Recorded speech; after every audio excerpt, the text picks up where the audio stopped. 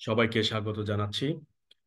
Printing জগতে, textile ইন্ডাস্ট্রির printing জগতে স্ক্রিন প্রিন্টিং খুবই গুরুত্বপূর্ণ। প্রচুর পরিমাণে ব্যবহার হয়, প্রচুর পরিমাণে এটা নিয়ে কাজ করা হয়। ইভেন প্রচুর পরিমাণে এই স্ক্রিন প্রিন্টিং এর অর্ডার আমরা পেয়ে থাকি। একটা জিনিস একটু ক্লিয়ার করে দিচ্ছি, যে স্ক্রিন প্রিন্টিং এর মাধ্যমে আমরা চাইলে গার্মেন্টস আকারে প্রিন্টিং করতে পারবো। যেখানে আমার ইমেজে দেখতে পাচ্ছি যে একটা টি শার্টের উপরেও ডাইরেক্টলি স্ক্রিনের মাধ্যমে আমরা প্রিন্ট করতে পারবো। অথবা আমরা চাইলে ফ্যাব্রিকের উপরেও প্রিন্ট করতে পারবো। আমার রেক্টেঙ্গুলার আয়তাকার বিশাল ফ্যাব্রিকের মধ্যেও আমরা চাইলে আমাদের প্রয়োজন অনুসারে প্রিন্ট করতে পারবো। আমরা অল ওভার প্রিন্ট মানে এওপি এটাও করতে পারবো। এখন এইখানে আমরা দুইটা ওয়ে দেখতে পাচ্ছি, একটা হচ্ছে আমার মেশিন, আর একটা হচ্ছে হ্যান্ড প্রিন্টিং। এটাকে আমরা বলবো হ্যান্ড স্ক্রিন প্রিন্টিং, যেটা ম্যানুয়াল ওয়েতে আমার প্রিন্টিং করতে হয়।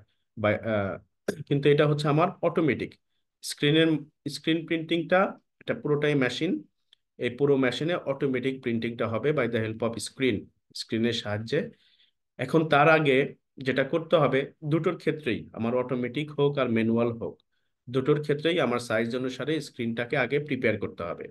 স্ক্রিন প্রিপেয়ার করবার জন্য আমার যে ফ্যাব্রিকটা আমরা ব্যবহার করি সেই ফ্যাব্রিকটা হচ্ছে মেশ ফ্যাব্রিক।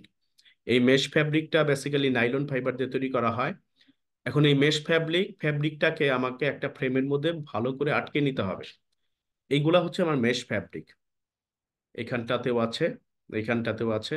তো এই মেশ ফ্যাব্রিকের আটকে নেবার পর পরে মেশ ফ্যাব্রিকটাকে আমার কোটিং কেমিক্যাল দ্বারা কোটিং করে নিব, যাতে এটার মধ্যে যে পারফোরেটেড জায়গাটা আছে, যে হোলগুলা আছে, হোলগুলা ফিল আপ হয়ে যাবে বা ফিল আপ হয়ে যায়, যার মাধ্যমে হচ্ছে কালারটা যেন নিচের দিকে না আসতে পারে।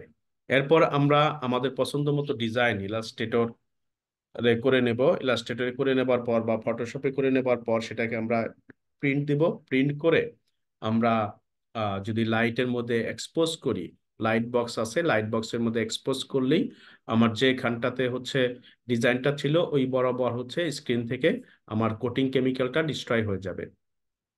পরবর্তীতে আমরা ওয়াশ করে নিলেই কোটিং কেমিক্যালটা উঠে যাবে ডিজাইন অনুসারে। মানে যেখান থেকে ডিস্ট্রয় হয়ে গেছে ওই জায়গাটা থেকে আমার কোটিং কেমিক্যালটা উঠে যাবে। উঠে যাবার পর তো আমরা আমাদের যে ডিজাইন যেটা বা ডিজায়ার যে স্ক্রিন যেটা, সেই স্ক্রিনটা পেয়ে গেলাম। এখন এই স্ক্রিনের উপরে কালার অ্যাপ্লাই করে জাস্ট ব্রাশ দিয়ে টান দিলেই বা স্কুইজিং করলেই আমার কালারটা ঠিক যেখানে ডিজাইনটা ছিল ওই বরাবরই নিচের দিকে চলে আসবে, ফ্যাব্রিকের মধ্যে অ্যাপ্লাই হয়ে যাবে। তো আমি আমার স্ক্রিনের যে ডিজাইনটা আছে সেম ডিজাইন অনুসারে আমরা ফ্যাব্রিকের মধ্যে ডিজাইনটা পেয়ে যাব। এবং পরবর্তীতে কিউরিং বা স্টেমিং করে নিলেই আমার কালারটা বা প্রিন্টিং যে জায়গাটা আছে সেটা সেই জায়গাটাতে কালারটা ফিক্সড হয়ে যাবে। এই হচ্ছে মেনলি প্রসেস। তো প্রথম এইখানে এই প্রসেসটা করবার পর আমরা ডাইরেক্টলি ম্যানুয়াল ওয়েতে যদি আমরা প্রিন্টিং করতে চাই by the help of screen, তাহলে আমরা যেমন এইখানটাতে আমরা একটু দেখি যে নিচে আমার টি শার্ট, উপরে স্ক্রিন। এখন আমরা এখানে কালারটা দিয়ে দিব, ফর এক্সাম্পল ইয়েলো কালার দিয়ে এটা দিয়ে টান দিলেই যে জায়গাটাতে আমরা একটু খেয়াল করি এইখানে একটু ইয়েলিশ বেশি, তার মানে এইখানটাতে হচ্ছে আমার কোটিং কেমিক্যালটা ডিস্ট্রয় হয়ে গেছে। আমার ডিজাইনটা এরকমই ছিল। পরে এইখান থেকেই কালারটা নিচের দিকে চলে আসলে মানে আমার টি শার্টের মধ্যে কালারটা অ্যাপ্লাই হয়ে গেল। আর যদি আমারই হয় অটোমেটিক মেশিন হয়, তাহলে আমরা এটাকে সেম ওয়ে সেম জিনিসটাই জাস্ট এইখানে আমরা সেট আপ করে নেব। সেট আপ করে নেবার পর এইখানে অটোমেটিক স্কুইজিং এর সিস্টেম আছে, যে সেই স্কুইজিং যেমন এইখানে হাতে স্কুইজিং করা হচ্ছে, বাট এইখানে হচ্ছে এই স্কুইজিং সেট আপ দেওয়া আছে, সেটা অটোমেটিক এইখান থেকে এদিকে চলে যাবে। আমার মাউসের কার্সরটা একটু যদি খেয়াল করেন, এইখান থেকে অটোমেটিক এখানে চলে যাবে। আর কালারটা হচ্ছে পাইপের মাধ্যমে আমার স্ক্রিনের উপর চলে আসবে, পাইপলাইনের মাধ্যমে, যে যে পাইপলাইনটাকে কন্ট্রোল করবার জন্য বা কালারটা বা পেস্টটাকে আমার স্ক্রিনে নিয়ে আসার জন্য ওইখানে পাম্প আছে, পাম্পের মাধ্যমে কালারটা আসলে স্ক্রিনের উপরে চলে আসে বাই দ্য হেল্প অফ পাইপলাইনের সাহায্যে।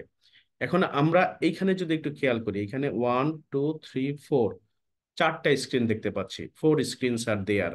এখন চারটে স্ক্রিন কেন? আমার একটা ফ্যাব্রিকের মধ্যে বা একটা ডিজাইনের মধ্যে যতগুলা কালার থাকবে ঠিক ততগুলা স্ক্রিন লাগবে। এখন এইখানে এই ফ্যাব্রিকটাকে কালার করবার জন্য বা প্রিন্টিং করবার জন্য আমার যে ডিজাইনটা ছিল যেখানে চারটা কালার ছিল, তার জন্য আমরা চারটে স্ক্রিন ব্যবহার করব। তো এ হচ্ছে এক রকমের ডিজাইন দিবে, এই স্ক্রিন আরেক রকমের ডিজাইন দিবে, এই স্ক্রিন আরেক রকমের ডিজাইন দিবে, এটা আবার আরেক রকমের ডিজাইন দিবে। ডিজাইন দেওয়ার পর চারটে স্ক্রিন যখন ডিজাইনটা দিবে তখন আমার ফুল ডিজাইনটা কমপ্লিট হয়ে গেল। তো আমি আবারও রিপিট করছি, যত বেশি কালার একটা ফ্যাব্রিকের মধ্যে থাকবে বা একটা গার্মেন্টস এর মধ্যে থাকবে, আমার তত বেশি স্ক্রিন লাগবে। প্রতিটা কালারের জন্য একটা করে স্ক্রিন লাগবে। এখানে আমরা একটু যদি খেয়াল করি, এই হচ্ছে আমার ফ্যাব্রিক। ফ্যাব্রিকের কালারটা হচ্ছে হোয়াইট কালার। তাহলে প্রথম দিকে আমার ফ্যাব্রিকটা হোয়াইট কালার থাকে, পরে স্ক্রিন প্রিন্টিং হবার পর এটা বিভিন্ন কালারে কনভার্ট হয়ে যায়। তো বেসিক্যালি আজকের উদ্দেশ্য ছিল যে স্ক্রিন প্রিন্টিং শুধুমাত্রই যে ম্যানুয়াল ওয়েতেই করা যায় বা মেশিনে করা যায় তা না, আমরা দুইটা ওয়েতেই করতে পারি। তবে আমাদের যদি প্রোডাকশন বাড়ানোর প্রয়োজন হয়, তো সেই ক্ষেত্রে হচ্ছে যে বা বেশি প্রোডাকশনের প্রয়োজন হলে আমরা হাতে হ্যান্ডি মানে ম্যানুয়াল যে স্ক্রিনটা আছে বা ম্যানুয়াল স্ক্রিন প্রিন্টিং এর মাধ্যমে সেই প্রোডাকশনটা ফিল আপ করতে পারবো না। সেই ক্ষেত্রে আমার অটোমেটিক স্ক্রিন প্রিন্টিং মেশিনে যেতে হবে। আবার খরচের ক্ষেত্রেও চিন্তা করলে আমার ইনিশিয়াল ইনভেস্টমেন্ট কস্ট হাই হইলেও অটোমেটিকের ক্ষেত্রে কিন্তু পরবর্তীতে স্ক্রিন প্রিন্টিং প্রিন্টিং এর খরচ কমে যাবে। তো আজকে এই পর্যন্তই ছিল। ধন্যবাদ সবাইকে।